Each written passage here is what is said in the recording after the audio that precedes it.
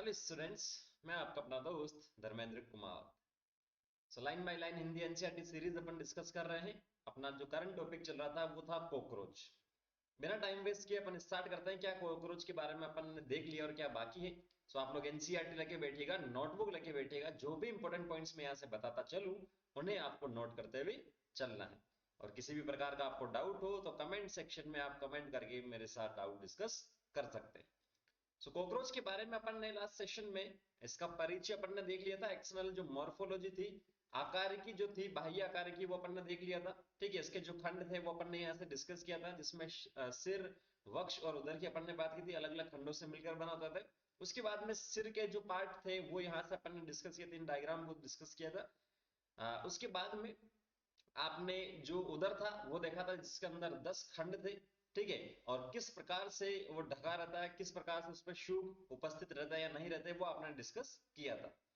आंतरिक आकारिकी में भी अपन ने सबसे पहले आहार नाल की बात की थी। आहार नाल जिसमें मुख से स्टार्ट होकर गुदा तक वाला पोर्शन अपन ने डिस्कस किया था। उसके बाद में परिसंचरण तंत्र की बात की थी। खुले प्रकार का परिसंचरण इसके अंदर मिलता है।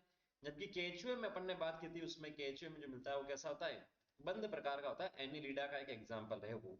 उसके बाद में शोषण तंत्र अपन ने डिस्कस कर लिया था। 10 जोड़ी श्वास छिद्रों द्वारा अंदर आती है जो भी गैसेज है। और सबसे लास्ट में अपन ने डिस्कस किया था लास्ट सेशन में, वो था मेल पिजन नलिकाओं द्वारा क्या होता है, उत्सर्जन होता है। और एक इंपॉर्टेंट पॉइंट पे अपन ने देखा था वसा पिंड वाला, वो यहां से इंपॉर्टेंट है काफी। इसे स्टार मार्क आप लोग कर लीजिएगा। अब अपन देखते हैं तंत्रिका तंत्र, उसमें जो लैंगिक या जो जननांग है उनके बारे में यहाँ से डिस्कस करते हैं और इस टॉपिक को अपन करते हैं कंप्लीट। तिलचट्टे में तंत्रिका तंत्र एक श्रेणीबद्ध खंडीय व्यवस्थित गुच्छिकाओं का बना होता है, क्योंकि इसके अंदर खंड होते हैं। जैसे केचुए में और इसके अंदर एनालिडा और ऑर्थ्रोपोडा दोनों के एग्जाम्पल जो भी हैं उनमें खंडीय व्यवस्था होती ही है। तो यहाँ जो तंत्रिका तंत्र है उसमें भी क्या होती है, खंडीय व्यवस्थित गुच्छिकाओं का बना होता है। जो तंत्रिका तंत्र है जो अधर तल पर युग्मित अनुदैर्ध्य संयोजक से जुड़ा रहता है। अधर का मतलब नीचे वाला जो पार्ट है, युग्मित का मतलब जैसे दो ये वाला पोर्शन हो गया, और ये दोनों क्या है, जुड़े हुए हैं अनुदैर्ध्य संयोजक। संयोजक का मतलब जोड़ने वाले से। 3 गुच्छिकाएं कहाँ होती है, वक्ष में होती है। और 6 कहाँ होती है, उदर में होती है। ठीक है, 3 गुच्छिकाएं कहाँ होती है, वक्ष में होती है, और 6 ही क्या होती है, उदर में होती है। कॉकरोच का तंत्रिका तंत्र पूरे शरीर में फैला रहता है।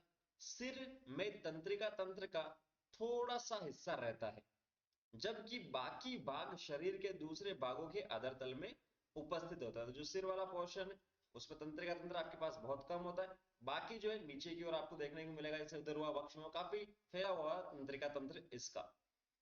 अब तक ये आप जान चुके हैं कि कॉकरोच का सिर काटने के बाद भी 1 सप्ताह तक वो जीवित क्यों रहता है। क्यों? क्योंकि सिर के अंदर जो है तंत्रिका तंत्र का क्या होता है, थोड़ा सा ही हिस्सा होता है। इसीलिए अगर कॉकरोच का आपने सिर काट भी दिया तो लगभग 1 सप्ताह तक वो जीवित रह सकता है। सिर में मस्तिष्क अधिग्रसिका गुच्छिका द्वारा निरूपित किया जाता है, जो कि श्रृंगिकाओं एवं संयुक्त नेत्र को भेजता है। ये सिर था। यहाँ अगर अपन बात करें तो आपने क्या बोला था कि यहाँ ग्रसिक ग्रसनी ग्रसिका वगैरह स्टार्ट होता है। ठीक है, यहाँ एंटीना था अपने पास, ये आंखें थी कंपाउंड आईज जैसा अपन ने बोला था, संयुक्त जो आंखें थी। तो जो अधिग्रसिका, ग्रसिका से ऊपर वाला जो रीजन है वहां से क्या होता है, जो भी तंत्रिका तंत्र का जो पार्ट है या जो तंत्रिका है वो ऊपर की ओर जाती है। कहाँ? श्रृंगिका और संयुक्त आंखें जो है उसके अंदर। तिलचट्टे में जो संवेदन अंग है वो श्रृंगिका है, आंख है, मैक्सिलर स्पर्शक है, लेबियल स्पर्शक है, तथा गुदा, रोमुख इत्यादि होते हैं। तो ये जो पार्ट है संवेदन, जो श्रृंगिका अपन ने देखा एंटीना वगैरह, आंखें, मैक्सिलर स्पर्शक, जो मैक्सिला वाला पार्ट था वहां पर छोटे छोटे स्पर्शक होते हैं, हेयर लाइक स्ट्रक्चर्स होते हैं। ठीक है, लेबियल जो लिप्स की अपन बात करते हैं। ठीक है, गुदा, रोमक इत्यादि क्या है इसके अंदर सम्मिलित है। जो भी चेंजेस होते हैं उसके लिए स्टिमुलेट जो भी हो, स्टिमुलेशन जो होता है वो यहाँ से शरीर के अंदर या तंत्रिका तंत्र के अंदर चला जाता है। ठीक है, श्रृंगिका स्पर्शक और रोमक स्पर्शक क्या होता है, संवेदी होते हैं। सिर के पृष्ठ सतह पर, सिर के पृष्ठ मतलब पीछे की ओर जो होता है, एक जोड़ी संयुक्त नेत्र है। ये सिर है तो यहाँ कहीं एक जोड़ी क्या होता है, संयुक्त नेत्र यहाँ पर होते हैं। अब संयुक्त इसे क्यों बोला है वो अपन देखते हैं, यहाँ से प्रश्न पूछा गया है। प्रत्येक संयुक्त नेत्र लगभग 2000 षटकोणीय नेत्रांशक होते हैं। कितने? 2000 षटकोणीय। 6 जिसके अंदर कोण होता है, इस प्रकार की स्ट्रक्चर होती है। वे तो बड़ी है, बहुत बड़ी, लेकिन बहुत ज्यादा छोटी होती है जो एक्चुअल स्ट्रक्चर होती है। तो षट्कोणीय क्या होता है? नेत्रांशक। नेत्र के जो अंश है उसे अपन क्या बोलते हैं? नेत्रांशक उसे अपन बोलते हैं। कई नेत्रांशकों की मदद से तिल चट्टा एक ही वस्तु की कई प्रतिछाएं देख सकता है। जैसे एक ये है तो इसकी बहुत सारी इमेज इनके अंदर बन जाएगी आंखों के अंदर। किसकी वजह से? नेत्रांशक की वजह से। तो इमेज बहुत सारी बन तो जाएगी, लेकिन वो इमेज जो उनका जो रेजोल्यूशन है, जो क्लियरनेस की अपन बात करते हैं, वो रेजोल्यूशन यहाँ पर क्या होता है? लो होता है। मतलब वो साफ नहीं दिखती है, वो ब्लर इसको दिखती है। ठीक है, और रात के समय में ऐसा मोस्टली होता है। तो कई नेत्रांशकों की मदद से तिलचट्टा एक ही वस्तु की कई प्रतिछाएं देख सकता है। इस प्रकार की दृष्टि को अपन बोलते हैं मोज़ेक दृष्टि, जिसकी सुग्राहिता अधिक, मतलब ये ग्रहण तो कर लेगा उसको जो भी है, परंतु विभेदन कम होता है। वो एक्चुअल में सही से इमेज नहीं बन पाएगी, इसीलिए इसे आपने क्या बोला? विभेदन कम होता है। तो ये जो चारों स्टेटमेंट है बहुत ज्यादा इंपॉर्टेंट है, इसे स्टार मार्क कर लीजिएगा, पूछा गया है। ये सामान्यतः रात के समय होती है, अतः इसे रात्रि दृष्टि कहा जाता है, जैसे मैंने आपको पहले बताया था। इसमें कोई डाउट नहीं होना चाहिए मेरे हिसाब से। डाउट हो तो आप कमेंट सेक्शन में कमेंट करके पूछ सकते हो, क्योंकि अपना काम है पढ़ाई करना, बिना टाइम वेस्ट किए लेक्चर को फटाफट से डिस्कस करना। ठीक है, नेक्स्ट चलते हैं। जो रिप्रोडक्शन वाला पॉइंट है इसके अंदर, तिलचट्टा द्विलिंगी है तथा दोनों लिंगों में पूर्ण विकसित जनन अंग होते हैं। चित्र में बता रखा है। नर जननांग एक जोड़ी वृषण के रूप में होते हैं, जो चौथे से छठे उदरीय, ये शायद करेक्शन है यहाँ पर, तो इसे आप लोग देख लीजिएगा। इंग्लिश वाले एनसीईआरटी है तो आप लोग देख लीजिएगा, द्विलिंगी है या एक लिंगी है। ठीक है, चलिए मैं बता देता हूँ। वैसे आपको ये एक लिंगी होता है। कॉकरोच जो है वो क्या होता है? एक लिंगी होता है, नर और मादा अलग अलग होते हैं। केचुए में था द्विलिंगी, तो ये करेक्शन आप लोग एनसीईआरटी में कर लीजिएगा। तो नर जननांग एक जोड़ी वृषण के रूप में विद्यमान होते हैं, जो चौथे से छठे उदरीय खंड में होते हैं। ठीक है, खंड के पार्श्व में स्थित होते हैं। तो यहाँ आप लोग इस डायग्राम में देखेंगे तो आपको मिल जाएंगे, ये वृषण आपको मिल रहा है चौथे से छठे जो उदरीय खंड है उसके अंदर, चौथा पांचवा छठा, कुछ इस प्रकार से ये वृषण आपको बताए जा रहे हैं। ठीक है, एक जोड़ी है तो एक हियरा, और एक हियरा को दिक्कत वाली बात है ही नहीं इसके अंदर।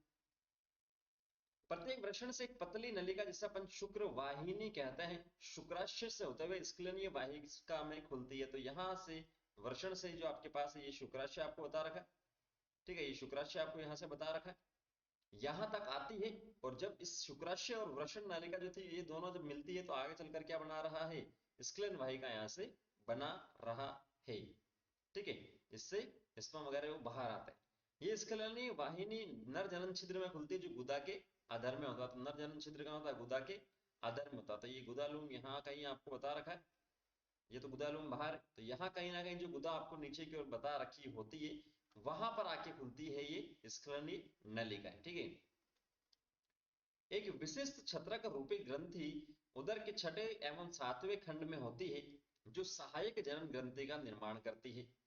बाह्य सहायक का मतलब आपको समझ में आता है, हेल्प करता है रिप्रोडक्शन में। दो प्रकार के अंग होते हैं, एक तो प्राथमिक और दूसरा होता है द्वितीयक। प्राथमिक का काम क्या है? कि प्राथमिक लैंगिक जो अंग होते हैं वो मेन जो गेमेट्स युग्मक उसका निर्माण करते हैं। और द्वितीयक जिसे अपन सहायक भी बोलते हैं, जो क्या करते हैं?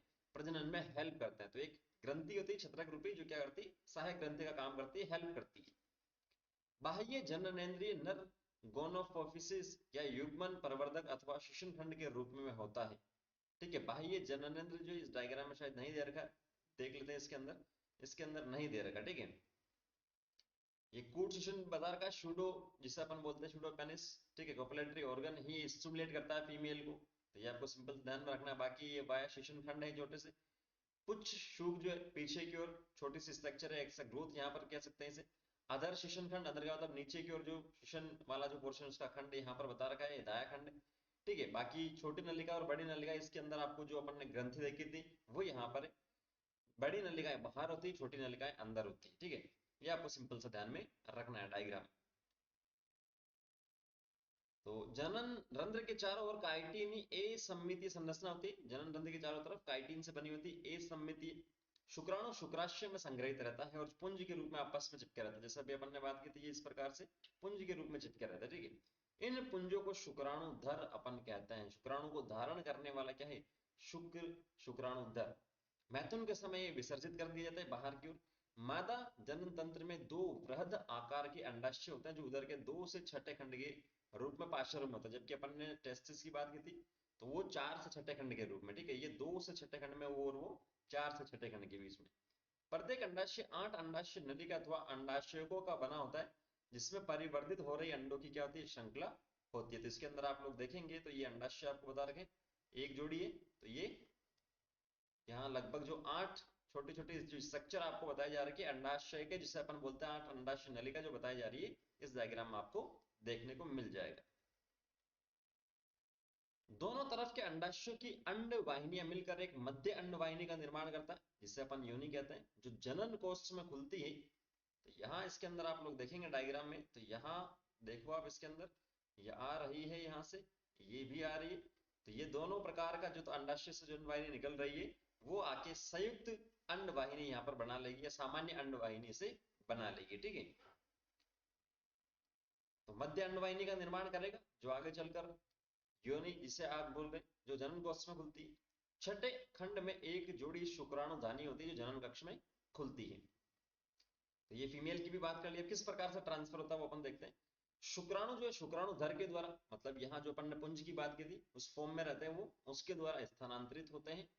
इनके निषेचित अंडे एक संपुट में संकोचित हो, जिसे अंड कवच कहते हैं। जब भी शुक्राणु और अंडाणु जब एक दूसरे के साथ में जुड़ते हैं तो वो क्या हो गया, निषेचित अंडा, इसे अपन बोल रहे हैं। अंडा जो है शुक्राणु से जुड़ गया तो वो निषेचित अंडा है, एक संपुट में संकोचित रहता, मान लो ये संपुट है, ठीक है। इसे आपने क्या बोल दिया है, अंड कवच, इसे अपन ने बोल दिया है।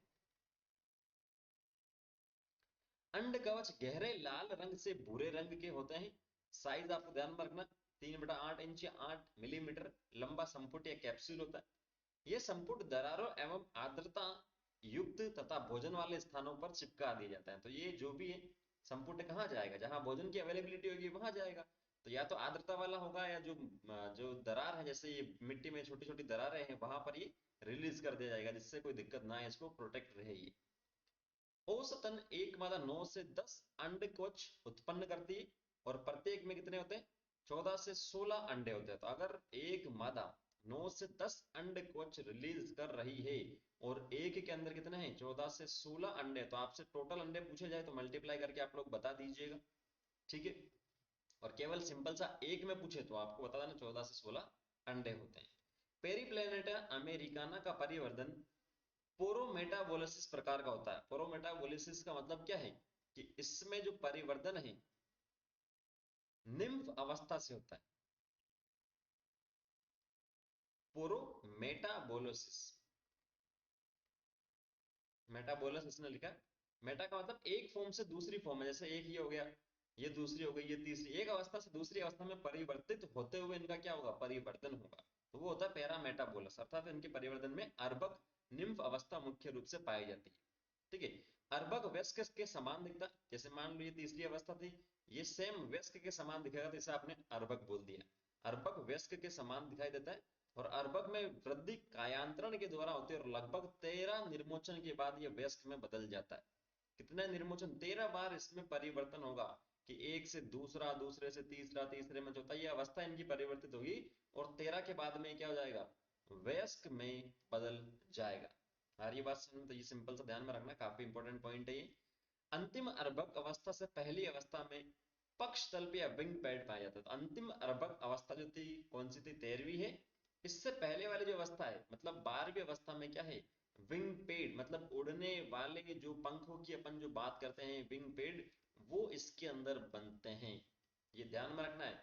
इससे पहले इसने बोला, डायरेक्ट नहीं बोला 12वीं में, इसने बोला अंतिम अर्भक अवस्था।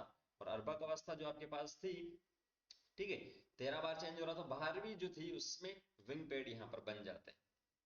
नेक्स्ट, तिल चट्टों की बहुत सी जंगली जातियां पाई जाती है, तथा इनका कोई आर्थिक महत्व ज्ञात नहीं है। प्रजातियां बहुत सारी, सबसे ज्यादा मिलने कॉकरोच, सॉरी, ऑर्थ्रोपोडा के मेंबर ही है 2/3, तो उसमें कॉकरोच का नंबर भी क्या है, काफी ज्यादा, लेकिन इनका ज्यादा कोई रोल नहीं है। जैसे केचू में तो किसान का मित्र उसे कहा था, खेती वगैरह में काम में आता था, इसका तो कुछ काम है नहीं सर, ऐसे ही है, ठीक है। कुछ प्रजातियां मनुष्य के वास स्थान में तथा उसके आसपास फलती फूलती होती है। ये पीड़क के रूप में कार्य करते हैं, क्योंकि ये खाद्य पदार्थों को नष्ट कर देते हैं, पीड़ा देते हैं, ठीक है। और अपने दुर्गंध युक्त उत्सर्जक द्वारा संदूषित कर देते हैं। सिंपल सा, कोई दिक्कत वाली बात नहीं। भोज्य पदार्थों को संदूषित कर अनेक जीवाश्मीय बीमारियों को फैलाता है। जैसे घर में घरेलू मक्खी जैसे बोलते हैं, मस्का डोमेस्टिका वगैरह, वो भी क्या करती है, करता ही है, ठीक है, एक प्रकार का कीट ही है, वो भी ऑर्थ्रोपोडा ही है, ठीक है। सिंपल सा आपको ध्यान में रखना, बहुत सारी बीमारियां करता है, कोई आर्थिक महत्व इसका नहीं है। तो यहाँ पर अपना क्या होता है, कॉकरोच वाला टॉपिक भी होता है कंप्लीट। ठीक है, आपको भी बधाई और मुझे भी बधाई। नेक्स्ट सेशन में जब अपन मिलेंगे तो सेल वाला जो पोर्शन है, सेल कोशिका वाला जो यूनिट ऑफ लाइफ जो है, वो अपन यहाँ से स्टार्ट करेंगे। तो आप लोग जितना पढ़ा दिया उसे पढ़िए। कोई भी दिक्कत रहता तो कभी भी आप बेझिझक कमेंट सेक्शन में कमेंट करके आप मुझसे पूछ सकते हैं। मिलता है नेक्स्ट सेशन में। Thank you, all the very best.